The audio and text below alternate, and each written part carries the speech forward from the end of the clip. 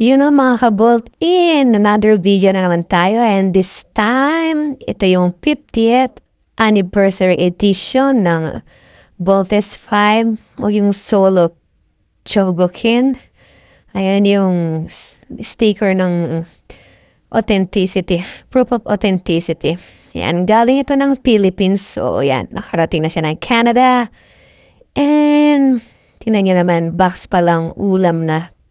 So, this one is from Bandai. Ito yung 40th anniversary. Meron din silang nilabas na 40th at like 10 years ago. May ibang, enhancement na ginawa. So, ito ay nagbo-bolt in and bolt out siya. Kaya yan, tinan nyo.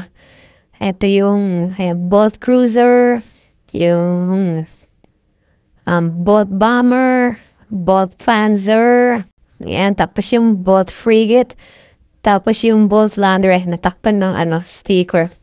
Bad trip. Anyway, this one is one of my prize possession, ika nga, isa sa mga grill. Medyo mahal na to ngayon sa mga resellers. So, sa next video natin, I will try to, unbox this one and pakita yung mga accessories and i-bulkin natin siya into robot.